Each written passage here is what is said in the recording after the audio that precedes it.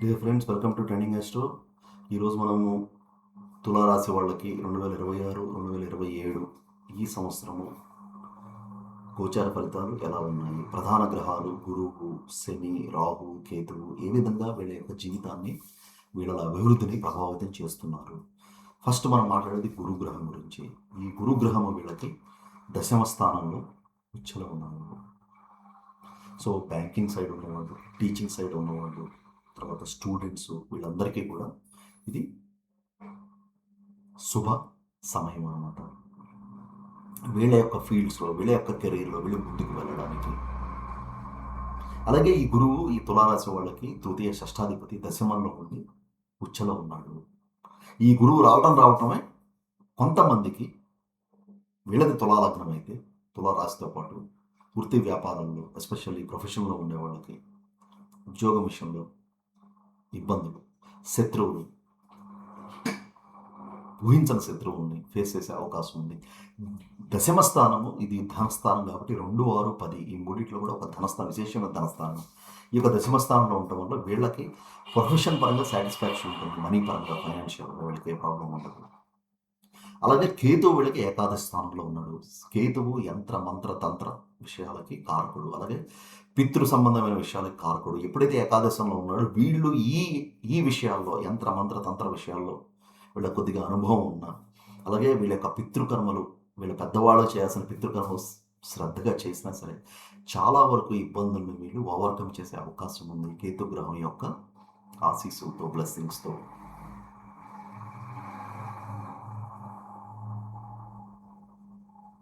అలాగే రాహుగ్రహం వీళ్ళకి పంచమ భావంలో ఉన్నాడు. పంచమ భావంలో రాహు ఉండటం వల్ల ఏంటంటే స్త్రీ సంతానం కలగటం, అలాగే ఇన్వెస్ట్మెంట్స్, తర్వాత గ్యాంబ్లింగ్ చేయాలని అనిపించడం రాహు యొక్క శుభగ్రహం కాకపోతే. అలాగే వీళ్ళకి ఎప్పుడైతే పంచమంలో రాహు ఉన్నాడో, పంచమ బుద్ధి స్థానము, వీళ్ళకి ఎప్పుడు కూడా అంటే ఈ టైంలో, ఈ రాహు యొక్క సంచారం టైంలో స్వేచ్ఛ కావాలన్నమాట. అంటే వీళ్ళు ఎవరి కింద కూడా పని చేయకుండా మా అంతర్భయం నిలబడే పరిస్థితి ఎప్పుడు వస్తుంది అనే విధంగా వీళ్ళు ఆలోచిస్తారు. అలాగే క్రియేటివ్ వెంచర్స్లోకి వెళ్తారు వీళ్ళు. వాళ్ళు కొత్తగా ఏదైనా స్టార్ట్ చేద్దామనే ఆలోచనలు వీళ్ళు ఇప్పుడు మొదలెడతారనమాట.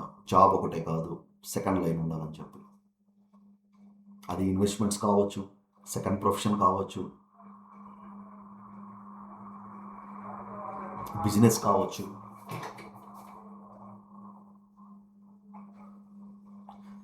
అంతేకాకుండా వీళ్ళు వృత్తి ఉద్యోగాల్లో ముందుకు వెళ్ళాలంటే ఖచ్చితంగా వీళ్ళకి ఎంతో కొంత లెర్నింగ్ ఉంటుంది. కొత్తగా నేర్చుకుంటే కానీ వీళ్ళకి మార్పు అనేది యోగదాయకంగా ఉండదు ఈ యొక్క రాహు పంచమంలో ఉండటం వల్ల.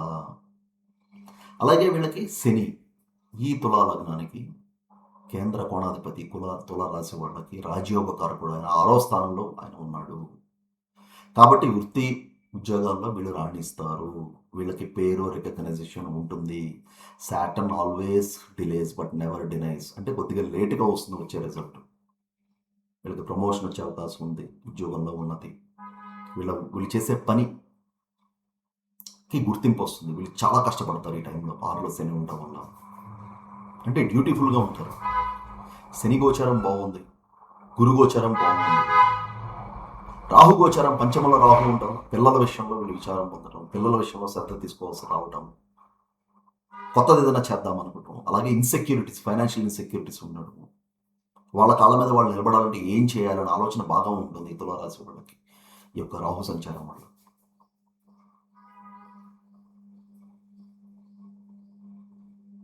సో వీళ్ళకి డిసెంబర్లో మేజర్ మార్పు జరగబోతోంది. రాహువు ఉన్న స్థానం నుంచి, పంచమ స్థానం నుంచి చతుర్థ స్థానంలోకి వస్తాడు. అలాగే కేతువు, ఏకాదశంలో ఉన్న కేతువు వీళ్ళకి దశమంలో వెళ్ళి ఆ యొక్క జూపిటర్ని, బృహస్పతిని ఢీకొంటాడు అనమాట.